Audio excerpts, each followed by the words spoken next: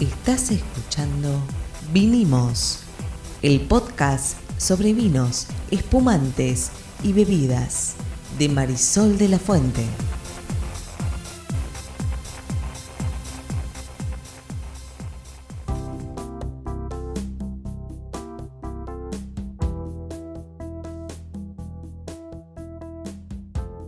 Buenas, mi nombre es Marisol de la Fuente y soy Sol Sommelier. Yo soy Ariel Torres y soy el que hace las preguntas del que no sabe, no las tengo que inventar, realmente no sé.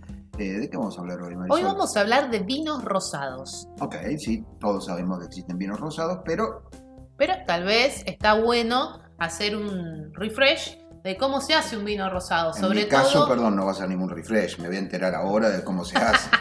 Claro, bueno, además ya se viene el calorcito, nos guste o no, cambio climático aparte, ya está haciendo calorcito y el rosado la verdad que tiende a ser una buena elección para cuando vienen los días de más calor. Uh-huh. Pero la idea es charlar un poquito de cómo se hace un rosado. ¿Cómo se hace un rosado? Yo no lo sé, sé sin embargo que muchas veces los colores en la naturaleza provienen de algo que un animal come, ese tipo de cosas, pero estoy seguro de que no es este el caso. Contame. ¿De dónde viene el color del vino? De la cáscara de la uva. De la piel de la uva, exactamente. En la piel de la uva tenemos los colores, si es tinta tenemos los taninos, y tenemos un montón de elementos que hacen al vino. Bueno, ¿Hay uvas rosadas? Hay uvas rosadas. ¿De ahí se salen los vinos rosados? No se hace con Estaba uva rosada. Se hace con uva tinta. Mirá. La misma uva que usamos para hacer vinos tintos. La gran diferencia tiene que ver con el proceso productivo. ¿Sabías, Ariel, que los vinos rosados son de los más difíciles de producir? No lo sabía. Sí sabía que hicimos una vez un podcast donde hablamos de vinos blancos hechos con uvas tintas. Correcto. ¿Ok? Pero eso daba un blanco muy especial, con ciertas notas. Hablamos también de los pet, ¿cómo se llaman? Pet nat. Los pet nat, que también tienen un color anaranjado. Algunos, hablamos sí, no de todos. De vinos naranja, creo que hablamos Hablamos también. de vinos naranjas también, pero nos dimos cuenta hoy que nunca habíamos hablado de vinos rosados. Porque vino el calorcito, muy bien. Tal cual. ¿Cómo es el asunto este de que si se hacen con uvas tintas no terminan teniendo el mismo color de un vino tinto? Bueno, lo importante acá es entender que hay tres maneras de hacer vinos rosados. Alguna es más usada que otra y es la más habitual, pero no obstante hay tres maneras de hacer vinos rosados, algunas más usadas que otras, y la idea es un poco contarle a todos cómo se hace un vino rosado, porque muchas veces cuando pregunto cómo se hace un vino, bueno, la obviedad es se hace de uva, pero hay todo un proceso asociado que nos va a permitir tener un estilo u otro de vino. En el caso de los rosados, como decíamos, se hace con uva tinta. ¿Cuál uva tinta? Puede ser cualquier uva tinta. ¿Ah, sí? Sí, se puede hacer rosado. Acá vemos mucho rosado de Malbec, ¿sí?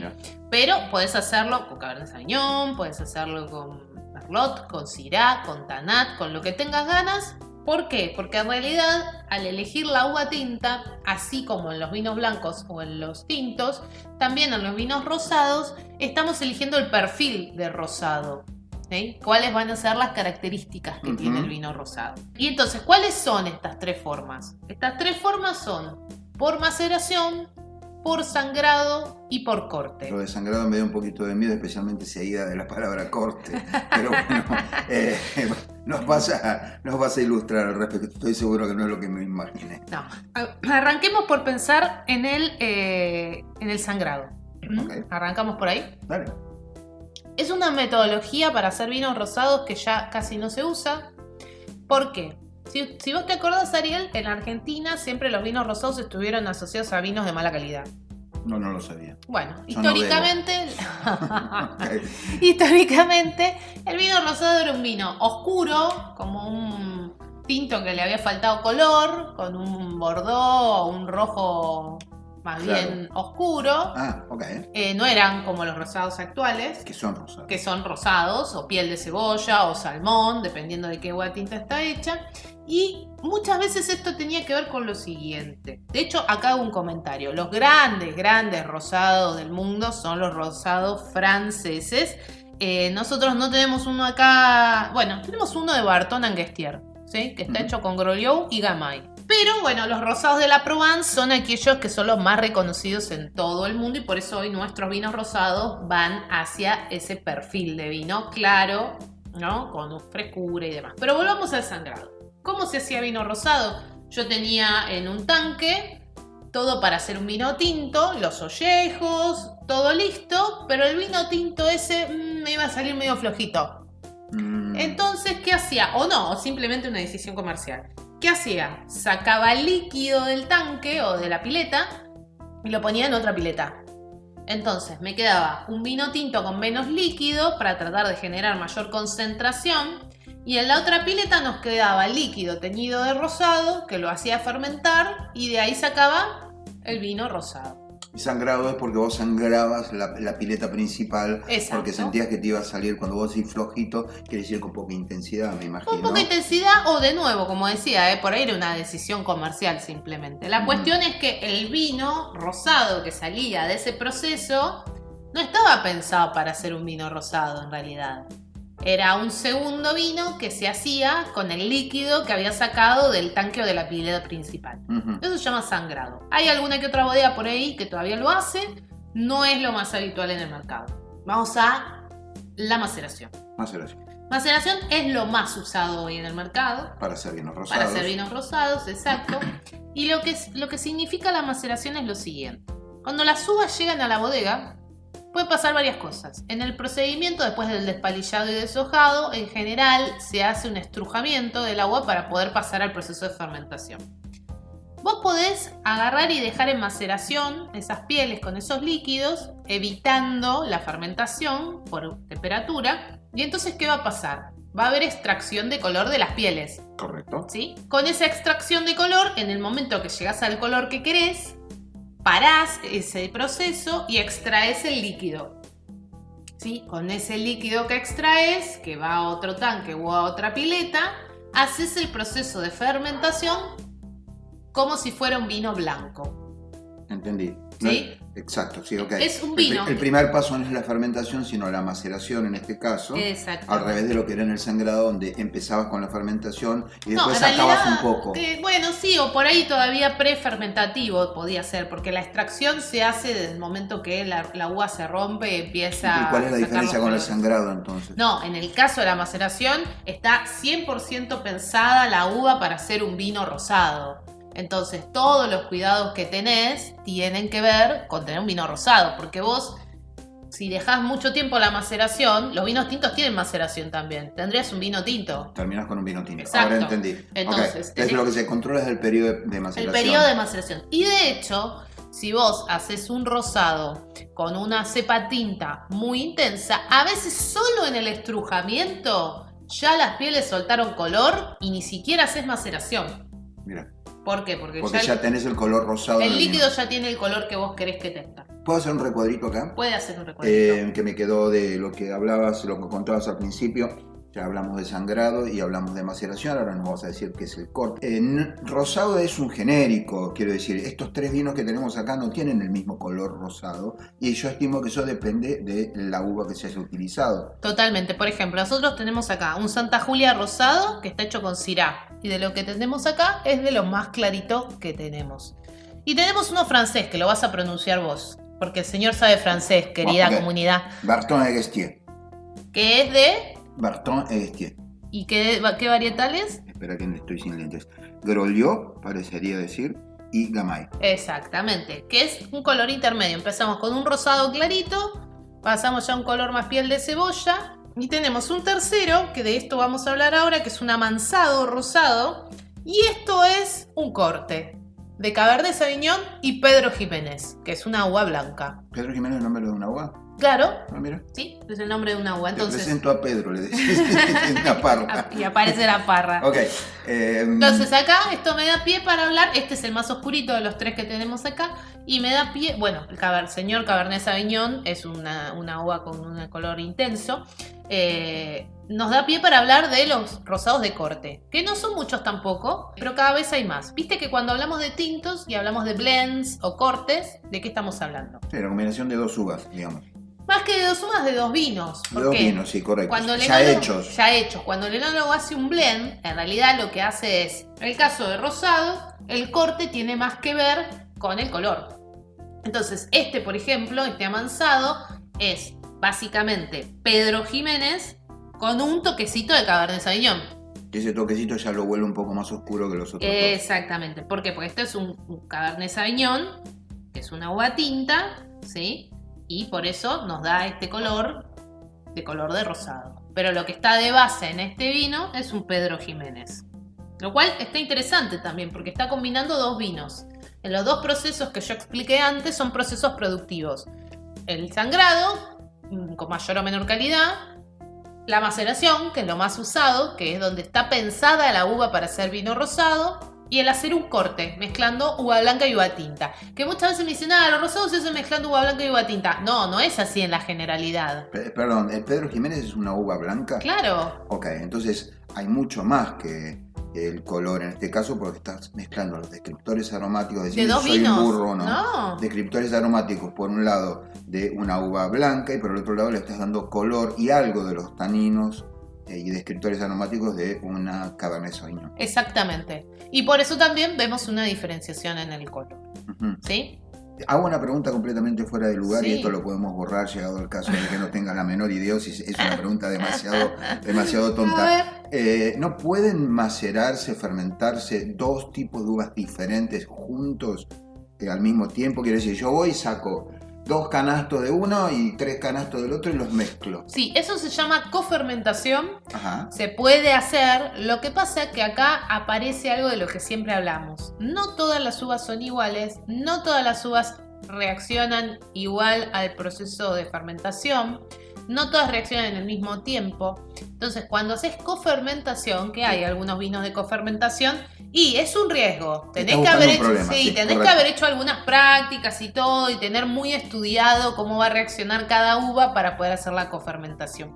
Pero si no, te puede quedar cualquier cosa. Y se me ocurre además que hay otra cuestión, que es la cuestión de la precisión. Cuando el enólogo mezcla proporciones muy bien medidas, quiere decir, el tipo no es que te dice, es un más o menos, tírale 2, viste que te dice 25% de tanto. Entonces, cuando lo hace con el vino que finalmente va a hacer el corte o el blend, el tipo está laburando sobre seguro. Si lo tiene hace certezas. Antes, claro. Tiene certezas porque ese vino tiene ciertas características. Entonces, al mezclarlo con otros, se van a unir, se van a amalgamar, se van a integrar, se van a complementar. Ahora, en la fermentación, y no, vos pensás mil factores. Claro, y pensé que cada uva... Cada año. Vos pensás que, ya hemos hablado del terroir en algún capítulo anterior también, todos los años, todas las condiciones pueden variar, entonces obviamente tendría fruta distinta. Pero aparte de eso, cada fruta tiene distintos niveles de azúcares, distintos niveles de ácidos. Si vos las mezclás, no van a reaccionar igual. Bien, eso es muy elegante al decir que una pregunta es muy estúpida. Pero no, me parece muy no bien. Es para nada estúpida, porque no. De hecho existe la cofermentación. Sí. Hay vinos de cofermentación. Claro, pero es cierto todo esto que vos estás diciendo, y la cofermentación además no debe ser,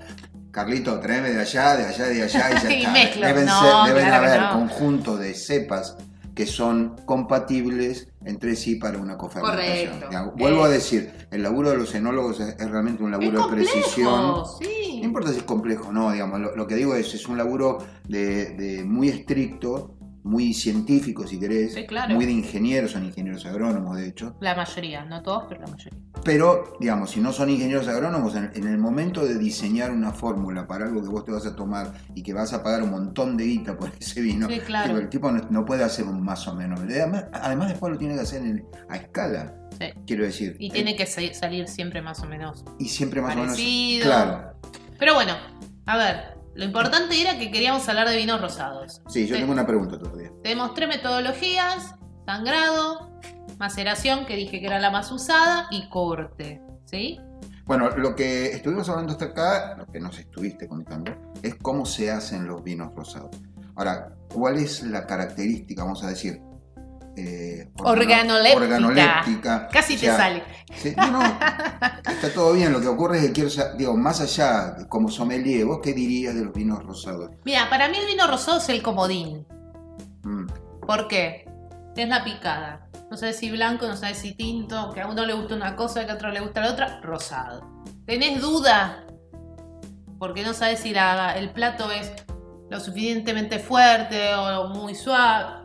Rosado. Vos decís que está medio camino entre los vinos blancos. No está medio camino, tiene características combinadas. Tiene características de frescura, que es básicamente acidez. De vino blanco. Y de a poco voy aprendiendo, ¿viste? Muy bien, muy bien. Notas de vino blanco, pero además tiene notas de vino tinto.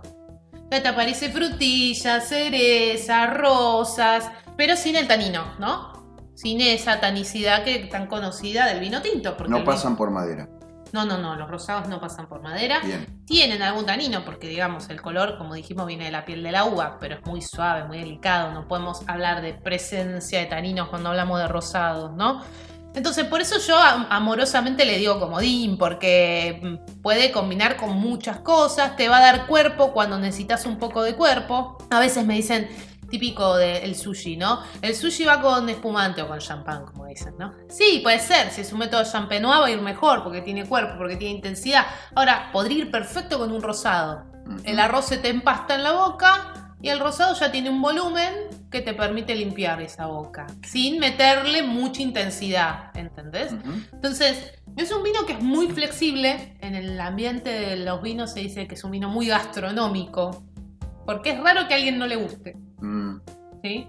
Si tomas blanco, el rosado no te va a joder, porque lo que le molesta al que toma blanco del tinto es el tanino. Y si tomas tintos, bueno, por ahí te va a parecer suavecito, pero no es blanco. ¿Vos dirías que es un vino más complejo que otros, digamos, que los tintos o que los blancos o que los naranjas, por el hecho de que combina dos mundos que aparentemente serían casi mutuamente excluyentes, ¿no? No sé si es más complejo. Sí te puedo decir que es un vino que es más difícil de hacer, por esto de que vos tenés que tener una muy buena uva tinta que la vas a usar en hacer un vino rosado. Por eso deberían ser incluso hasta más caros. Y no lo son. El consumidor no está dispuesto a pagar por un vino rosado una cierta cifra, porque la percepción es que el vino rosado es un vino suavezón. Te iba a decir eso, que tienen como fama de vinos todo lo contrario de complejos, cuando no es así, digamos. Son complejos de hacer, tienen buena complejidad, más que complejidad, tienen mucha diversidad aromática y hay algunos que son bastante intensos. Hay uno que no tenemos acá ahora, que yo les recomiendo a los que están escuchando que lo prueben, que se llama Rosa de Maimará,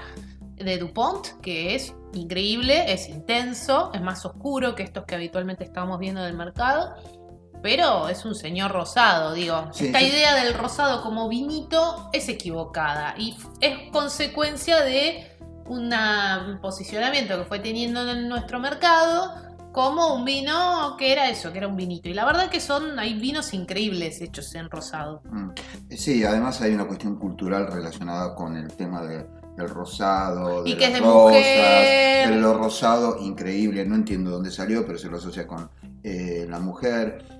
Mi experiencia como cliente, si quieres, como persona que toma vino, es que los rosados son muy, muy buenos. Digamos, es raro encontrar un rosado malo. Y son vinos también que amerita lo que haya que pagar. Recuerdo un rosado italiano que probé hace muchísimos años, más de 30, que me asombró realmente por lo complejo que era. Y vos veías y claro, era una botellita de vino que parecía flojito por el aspecto. De flojitos no tienen nada. Muy bien, y estos vinos se consiguen sin problema aquí en la Argentina. Sí, de hecho cada vez más, porque como hay cada vez más consumo de gente más joven que busca vinos más frescos, más bebibles, los rosados han crecido mucho. Y la verdad es que sí, puedes conseguir todo tipo de rosado. Mayormente vas a encontrar mucho rosado Malbec. Yo los invito a que prueben rosados de otros varietales, de otras cepas, porque se van a asombrar por la complejidad que alguno de estos, o la variedad de aromas y de descriptores y de sabores que podés encontrar. Y sí, los podés encontrar en los supers, en el chino, en la vinoteca. Dependiendo a dónde vayas, es también lo que vas a encontrar. Te hago la última.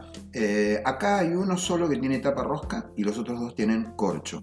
Esto no pasó por madera, entonces teóricamente no debería ser un vino que se pueda guardar. Tenemos vinos acá que tienen unas añadas. Acá hay un vino de 2 años, de 1 año. Acá hay un vino de 5 años, el Bastogne de Guestier, y este otro no llego a ver de qué año es, 2018. ¿Cuánto tiempo se puede guardar este vino francés? Mira, la lógica indica... O ya es de adorno este. La lógica indica que el vino rosado no es un vino de guarda. Correcto. Porque no tiene tanino, porque no pasó por madera, sí, etc. por todas sus características. Por eso lo van a encontrar mucho en taparrosca y está bien, porque no está pensado que evolucione dentro de la botella. Es probable que los corchos que encontremos en estos otros dos no sean corchos naturales, porque en realidad también por un tema de consumo y por todo el prejuicio que hay, se utiliza corcho sintético en vez de taparrosca para que la gente crea que tiene un corcho. Pero no son vinos de guarda. El Barton Anguestier, particularmente en este caso, es un vino de una DOC, de una apelación de origen de Danjou, por lo cual puede aguantar un poquito más, posiblemente. Ya estaría para abrir también, no está de adorno. No, pero lo de adorno lo dije por lo siguiente. De golpe vos, como laburás con esto, no es que vos sos una consumidora y ya está. Este vino, el tenerlo, aunque adentro ya por ahí empieza a decaer y demás, el poder tener una botella de esto para, por ejemplo, hacer un podcast, o por ejemplo, para mostrar, miren, este es el aspecto de un vino francés, miren en qué cambia la etiqueta, miren en qué cambia la información que te da del otro lado, etcétera, etcétera, es importante, quiero decir. Pero para... Sí, no es el caso. Hay vinos que son para eso que vos estás diciendo, o para guardar como una especie de trofeo, si querés, tipo trofeo. O de, como yo digo, esos millonarios que se venden en sus subastas, que en realidad no hay vino, ya no hay vino, claro, exacto. Hay vino, pero digo, lo que estás vendiendo es como una especie de obra de arte, no estás vendiendo el vino. Estás vendiendo un objeto de culto, claro, ni siquiera es una obra de arte. Pero exacto. Digo, hay de eso sí, no es este el caso, pero sí hay de eso. Estos son vinos que están buenos para aperitivo, previo a la comida. Son vinos que así para una tarde, para tomar solos, ¿sí? No necesariamente tienen que estar acompañados de comida. Y algo muy fundamental que hemos hablado en otros podcasts, temperatura. Esto se sirve más o menos a 10 grados. Si no, perdés la frescura, perdés la sensación de frescura tan propia de vinos de estas características. Si está muy arriba y si está muy abajo, perdés los descriptores. Exacto. Bueno, ahora que casi llega la primavera, ya se la siente en el aire, hemos tenido por lo menos acá en la ciudad, en el AMBA hemos tenido un invierno con muy poco frío, ya se siente la primavera, queríamos hablar de rosados. ¿Esto se llama? Vinimos. Aquí vinimos, claro que sí. Nos vemos en el próximo capítulo. Nos vemos.